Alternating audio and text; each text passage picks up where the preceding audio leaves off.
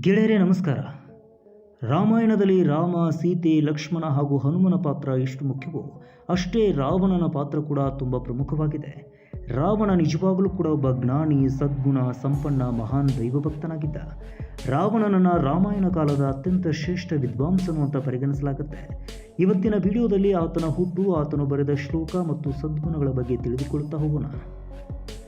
ಗೆಳೆಯರೇ, ಬ್ರಹ್ಮನು ರಾವಣನ ಮುತ್ತಜ್ಜ ಅನ್ನುವುದು ಹೆಚ್ಚಿನವರಿಗೆ ಗೊತ್ತೇ ಇಲ್ಲ.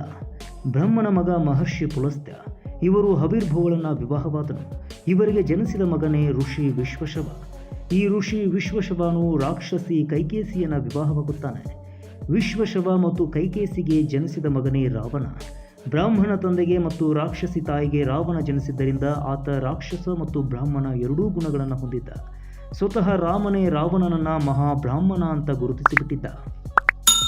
ಗೆಳೆಯರೇ, ಲಂಕಾಧಿಪತಿ ರಾವಣನನ್ನ ದಶಾನನ, ದಶಗ್ರೀವ ಅಂತಲೂ ಕೂಡ ಕರೆಯಲಾಗುತ್ತೆ. ಈತನು ತಪಸ್ಸಿಗೆ ಕುಳಿತರೆ ಯಕ್ಷ, ಕಿನ್ನ, ಕಿಂಪುರುಷ ಹಾಗೂ ದೇವಗಣವು ಕೂಡ ಚಿಂತೆ ಮಾಡುತ್ತಿತ್ತು. ಅಂತಹ ಕಠೋರ ತಪಸ್ವಿಯಾಗಿದ್ದ. ಒಂದು ಸಲ ರಾವಣ ಬ್ರಹ್ಮನ ಕುರಿತು ತಪಸ್ಸಿಗೆ ಕುಳಿತು ಬಿಡುತ್ತಾನೆ. ಆಗ ನೈವೇದ್ಯ ರೂಪದಲ್ಲಿ ರಾವಣನನ್ನು ತನ್ನ ತಲೆಯನ್ನೇ ಕಡಿದು ಅರ್ಪಿಸಿಬಿಡುತ್ತಾನೆ.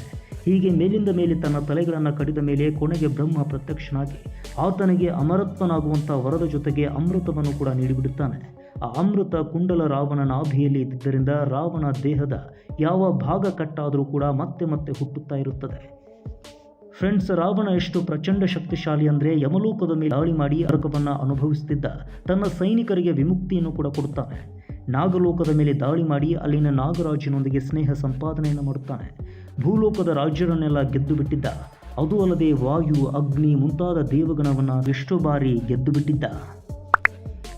ರಾವಣನ ಕುರಿತು ಇನ್ನೊಂದು ಅಚ್ಚರಿಯ ವಿಷಯ ಏನು ಅಂತ ಕೇಳುವುದಾದರೆ, ನಾವೆಲ್ಲರೂ ಕೂಡ ದಿನಾಲು ಕೇಳುವ ಜಟಾಜಟಾವಿಗಲಜ್ಜಲ ಪ್ರವಾಹ ಪಾವಿತ ಸ್ಥಳೆ ಗಲೇವಲಂಬ ಲಂಬಿತಾಂ ಭುಜಂಗ ತುಂಗ ಮಾಲಿಕಾಂ ಎಂದು ಶಿವನನ್ನು ಸ್ತುತಿಸುವ ಸತ್ಯ ಮೂಲ್ಯ ಕೃತೆ. ಹೀಗಂತ ಪರಿಗಣಿಸಲಾಗುವ ಶಿವತಾಂಡವವನ್ನು ಬರೆದಿರುವುದು ಕೂಡ ರಾವಣನೇ ಅನ್ನುವುದು ಅಚ್ಚರಿಯ ವಿಷಯ. ರಾವಣನ ಪಾಂಡಿತ್ಯ ಹೇಗಿತ್ತು ಎಂದರೆ, ವೇದಾಂಗಗಳನ್ನು ಆತನು ಅರಿದು ಕುಡಿದವನಾಗಿದ್ದ. ಸಂಖ್ಯಾಶಾಸ್ತ್ರ, ಯೋಗಶಾಸ್ತ್ರ, ನ್ಯಾಯಶಾಸ್ತ್ರ, ವೈಶೇಷಿಕ ಶಾಸ್ತ್ರ, ಜ್ಯೋತಿಷ್ಯ ಶಾಸ್ತ್ರ, ಪೂರ್ವ ಮೀಮಾಂಸಾ, ಉತ್ತರ ಮೀಮಾಂಸಾ ಅನ್ನುವ 6 ಶಾಸ್ತ್ರಗಳ ಜೊತೆಗೆ ಋಗ್ವೇದ, ಯಜುರ್ವೇದ, ಸಾಮವೇದ ಹಾಗೂ ಅಥರ್ವಣ ವೇದಗಳನ್ನು ಅರಿದು ಕುಡಿದುಬಿಟ್ಟಿದ್ದ. ಆತನ 10 ತಲೆಗಳು ಕಾಮ, ಕ್ರೋಧ, ಮದ, ಮತ್ಸರ, ಲೋಭ, ಮೋಹ ಅನ್ನುವ 6 ಅರ್ಷಡ್ವರ್ಗ ಮತ್ತು ಅಹಂಕಾರ, ಬುದ್ಧಿ, ಚಿತ್ತ ಹಾಗೂ ಮನಸ್ಸು ಅನ್ನುವ ಅಂತಃಕರಣಗಳ ಪ್ರತಿರೂಪಕಗಳಾಗಿದ್ದುವು ಅಂತ ಹೇಳಲಾಗುತ್ತೆ. ರಾವಣ ಆಯುರ್ವೇದ ಹಾಗೂ ವೃಕ್ಷಶಾಸ್ತ್ರಗಳನ್ನು ಕುರಿತು ಗ್ರಂಥಗಳನ್ನು ಬರೆದಿದ್ದ. ಅವುಗಳನ್ನು ಇವತ್ತಿಗೂ ಕೂಡ ರಾವಣ ವೃಕ್ಷಶಾಸ್ತ್ರ ಅಂತ ಕರೀತಾರೆ. ನಕ್ಷತ್ರ, ಗ್ರಹಗತಿಗಳ ಹಣಕಾಸಿನ ಕುರಿತಾಗಿ ಬರೆದ ರಾವಣ ಸಂಹಿತೆಯನ್ನು ಬರೆದಿದ್ದನಂತೆ. ಇದರ ಜೊತೆಗೆ ಅಂಕಪ್ರಕಾಶ, ಅರ್ಥಪ್ರಕಾಶ, ಇಂದ್ರಜಾಲ, ಪ್ರಾಕೃತ ಕಾಮಧೇನು, ಪ್ರಾಕೃತ ಲಂಕೇಶ್ವರ, ಋಗ್ವೇದ ಭಾಷ್ಯ, ರಾವಣೀಯಂ, ನಾಡಿ ಪರೀಕ್ಷೆ ಹಾಗೂ ಕುಮಾರತಂತ್ರ ಹೀಗೆ 10 ಪುಸ್ತಕಗಳನ್ನು ಬರೆದಿದ್ದಾನಂತೆ.